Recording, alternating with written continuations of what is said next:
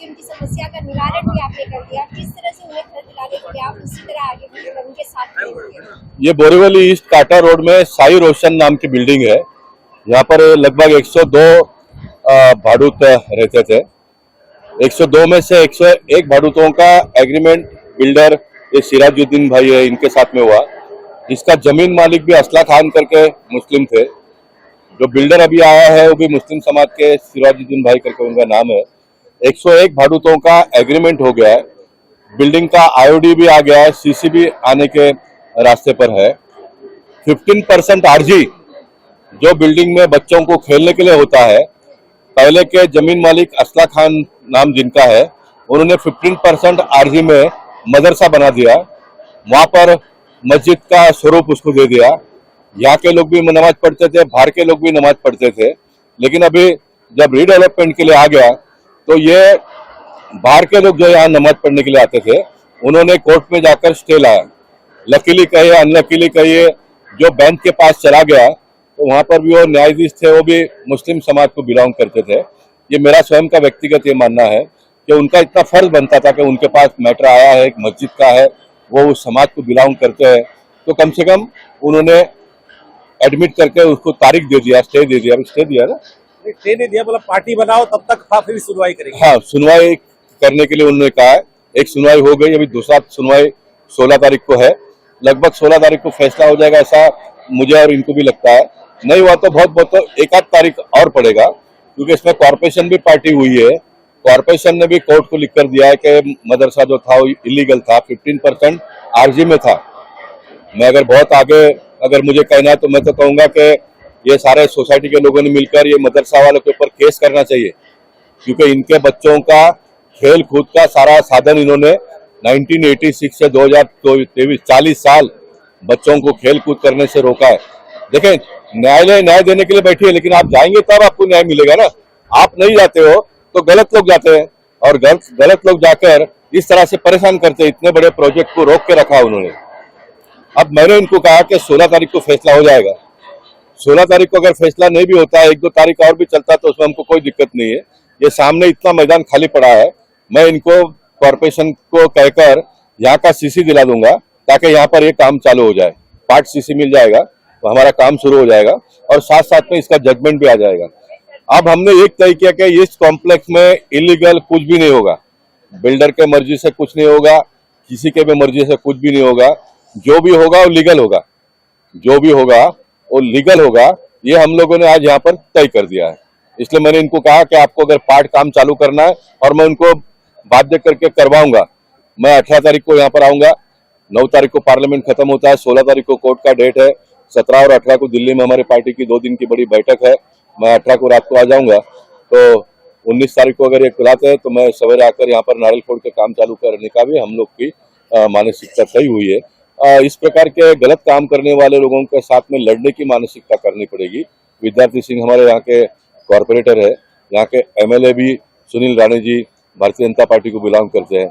मैं member of parliament Bharatiya Janata party को belong करता हूँ। स्टेट में हमारी सरकार है, सेंट्रल में हमारी सरकार है, और इतना सारा होने के बाद में 102 परिवार को अगर लगता होगा कि हम बेसहारा है, तो ये उनकी सोच है, वो गलत है। आपको पूरा का पूरा प्रोटेक्शन हम सब लोग मिलकर देंगे, और बहुत जल्दी आपको आपका हक का घर मिले, इस प्रकार की एक व्यवस्था खड़ी करेंगे। लेकिन रिलीजन को इस तरह बीच में लेकर डेवलपमेंट को रोकना, इसी कितना आप गलत और सही मानते हैं? देखिए, हमारे देश में लोकशाही है, और ये लोकशाही बहुत सुदृढ़ लोकशाही पूरे दुनिया में माना जाता है। न्यायालय का अपना एक जगह है हमारे लोकशाही में, और न्यायालय का हम सब लोग मिलकर सम्मान करते हैं। अब न्यायालय को गुमराह करके न्यायालय का समय बर्बाद करने के लिए कुछ इस प्रकार के लोग हैं, उसका उपयोग करते हैं, लेकिन वो एक अलग जगह पे है। लेकिन न्यायालय में अगर कोई जाता है, सही भी है गलत भी है, तो न्यायालय को एक बार तो उनका सुनना पड़ता है। इसलिए न्यायालय, मुझे विश्वास है कि वो सुनेंगे, लेकिन सही बात जो है उसका ही जजमेंट बहुत जल्दी आ जाएगा, ये मैं आपको बताना चाहता हूँ। केरला में एक कार्यक्रम था जिसमें कैबिनेट मंत्री पहुंची थी, और उन्हें भारत माता की जय के जयकारे लगाए, लेकिन वो नारा सभी ने नहीं लगाया, जिस पर वो लोगों पे भड़क गई। इस पर आपकी क्या राय? नहीं, मैं चाहता हूं कि आने वाले दिनों में इस देश में रहने वाले, मैं कभी हिंदू मुसलमान ये 32-33 साल के जीवन काल में प्रतिनिधित्व काल में किया नहीं, आने वाले दिनों में भी नहीं करूंगा। लेकिन मैं इस बात से बहुत खुलकर सहमत हूँ। हिंदुस्तान पाकिस्तान 1947 में हो गया, पाकिस्तान आपको दे दिया। जिनको इस वतन से प्रेम था, उनके बाप दादा यहाँ पर रह गए, उनके बच्चे आज यहाँ पर रहते हैं, वो सुखी से यहाँ पर रहे और भारत माता को अपनी माता, देखिए मुस्लिम लोग भी मातृ वतन कहते हैं, कैथलिक लोग मदरलैंड कहते हैं, हिंदू लोग मातृभूमि कहते हैं। लफ्ज सिर्फ अलग अलग, लेकिन इसका अर्थ तो सबका एक ही है। तो भारत माता को माता मानने में क्या प्रॉब्लम है? भारतीय जनता पार्टी को आप मत मानिए ना, आपकी सोच अलग है, आपका विचार अलग है, उसमें हमें कोई प्रॉब्लम नहीं है।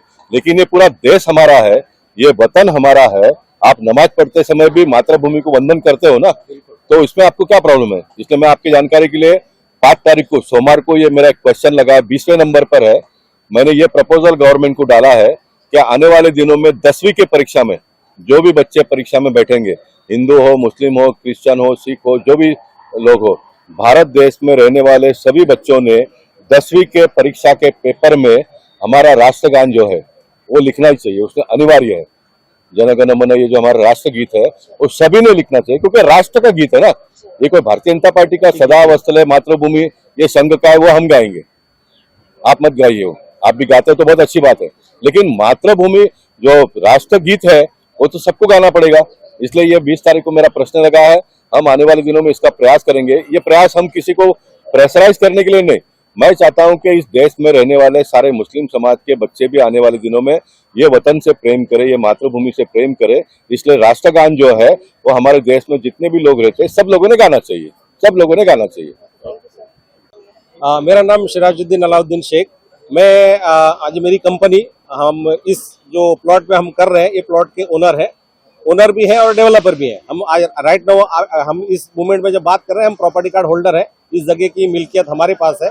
और जो यहाँ 102 फैमिली रहती है वो भी हमारे साथ है। सारे लोगों ने हमारे साथ एग्रीमेंट किया है, हमने प्लान पास करवाया है। और उसके बाद यहाँ जो 5 बिल्डिंग थी उसको हमने, उसमें से 2 बिल्डिंग को महानगर पालिका ने C1 जोन में डिमोलिश किया है और बाकी 3 बिल्डिंग को हमने तोड़ा है। आज IOD के सामने हमने तोड़ दिया है।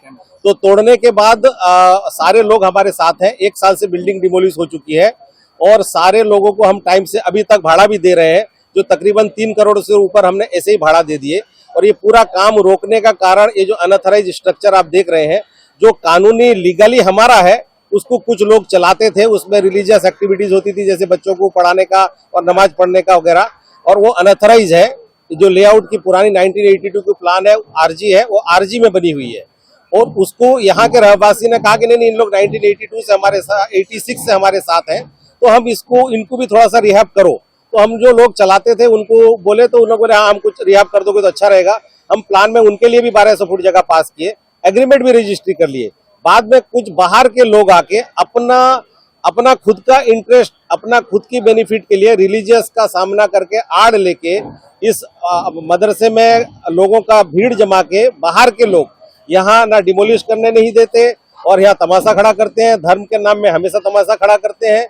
अनऑथराइज्ड स्ट्रक्चर होने के बावजूद, हमारा होने के बावजूद, उसमें आज भी पावर सप्लाई हमारा है, खर्चा हम उठाते हैं और खुला रहता है, सारे लोग पब्लिक प्लेस से पढ़ते हैं। और लेआउट के RG में बना है और उसका एग्रीमेंट भी है, तो भी तोड़ने के लिए गए। फिर महानगर पालिका ने उसको तोड़ने के लिए इनिशिएट किया है, तो कोर्ट ने बोला कि अभी इसमें जो अफेक्टेड पार्टी है उनको भी पार्टी बनाओ।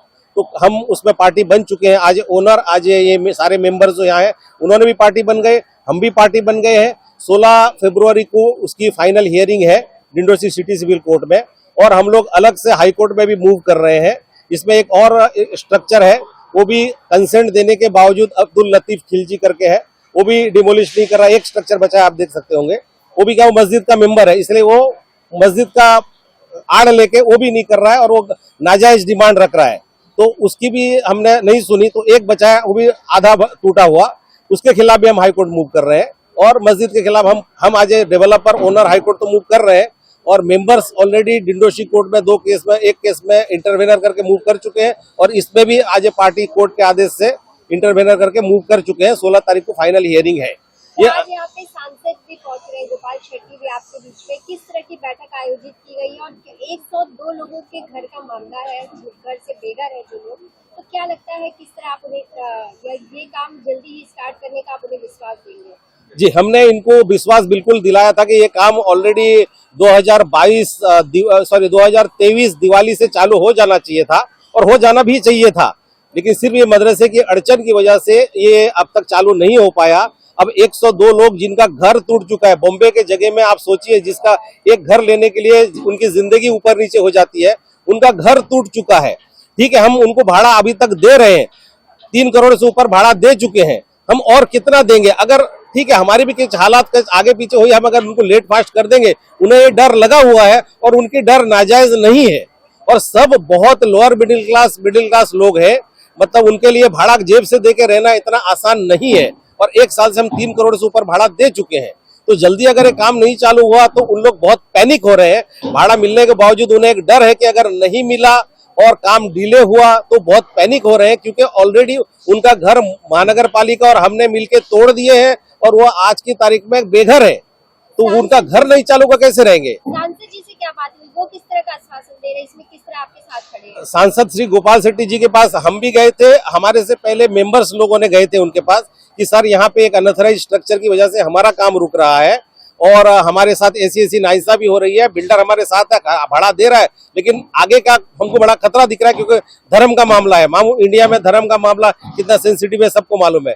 तो शेट्टी साहब ने पूरे मामले की जांच की, समझी, हमें बुलाया, सारा पेपर देखा, वो मामला समझ गए, बात समझ गए। वो बोले कि ये तो बहुत गलत हो रहा है लोगों के साथ, जबकि अनऑथराइज होने के बावजूद 700 फुट का स्ट्रक्चर होने के बावजूद आप 1200 फुट दे रहे हैं। उल्टा यहाँ पे 90% हिंदू और जैन है और 10% मुस्लिम है। 10% मुस्लिम को आप बना के दे रहे हैं 1200, 90% हिंदुओं का तो कोई डिमांड ही नहीं है। इसके बावजूद भी उनको अगर तकलीफ है तो फिर मैं इसमें इंटरवेन करूंगा, कानूनी कार्रवाई करूंगा, आंदोलन करूंगा, कोर्ट तक भी लोगों को लेके मार्च करूंगा। अब ये मदरसा इलीगल है तो मैं बनने भी नहीं दूंगा। अब ये काम जल्दी चालू कराऊंगा, मेरी तरफ से सारी मदद रहेगी। मैं डीवाईसी बिल्डिंग प्रपोजल के पास भी जाऊंगा, आपका काम जल्दी से जल्दी चालू करने की मैं पूरी मदद करूंगा। सोसाइटी के जो 2 मेंबर है वो कौन है? सोसाइटी में ये हमारे डेवलपर के साथ आपकी तालमेल है और क्या लग रहा है डेवलपर की तरफ से कितना सहयोग मिल पा रहा है कि रीडेवलपमेंट में डाला गया और 1 साल भी हो गया है, किस तरह की तकलीफ है जिसकी वजह से आज की मीटिंग के आयोजन किया गया है?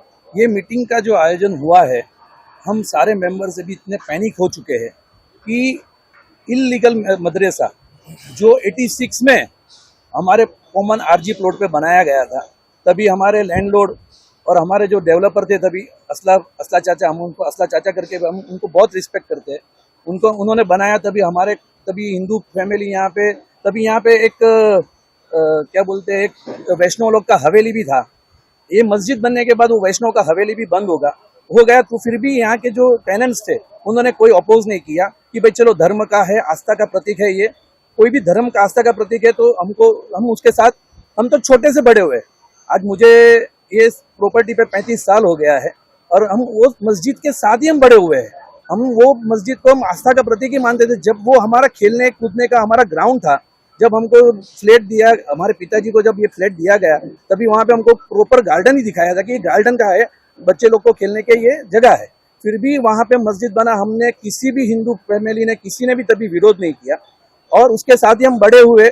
आज जब हमारा घर डिमोलिशन हो गया है और इनको हमारे सारे मेंबर्स हैं, हमारी सोसाइटी के मेंबर्स हैं, हमारे टोटल 38 मेंबर्स हैं, तो सारे मेंबर्स ने एक सुर में बताया कि चलो ये धर्म का आस्था का प्रतीक है और ये हमारे डेवलपर है जो उनको अलग से बना के दे रहे, तो हमें उसका कोई विरोध नहीं करना चाहिए। उसके लिए सबसे पहले मैंने ही पहल किया था, मैंने ही सारे मेंबर्स को कन्विंस किया कि भाई इसको अपने को अपोजिशन नहीं करना चाहिए।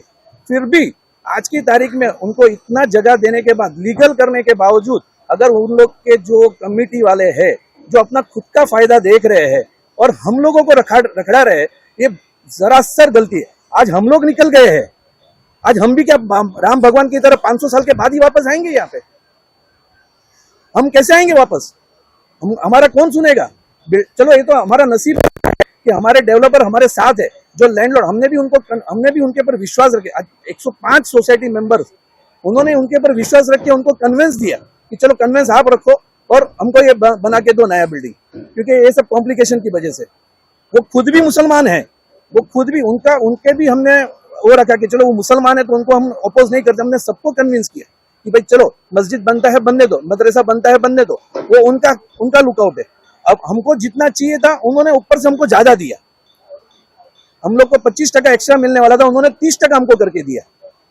इसके लिए हमने कोई अपोजिशन नहीं किया, हमने सब कुछ बराबर कर दिया। मगर आज वही हम लोग को वही हमारी वही अच्छाई आज हमारे पे भारी पड़ रही है। आज 40 साल पहले जो आवाज उठनी चाहिए थी, आज अभी हमको जब हमारा घर गया है उसके बाद हमको मालूम पड़ा कि आज 40 साल के बाद हमको ये आवाज उठाना चाहिए। इसके लिए ये सारे लोग यहाँ पे जमा हुए कि अब क्या हमको भी क्या राम भगवान की इधर 500 साल के बाद यहाँ पे आना है?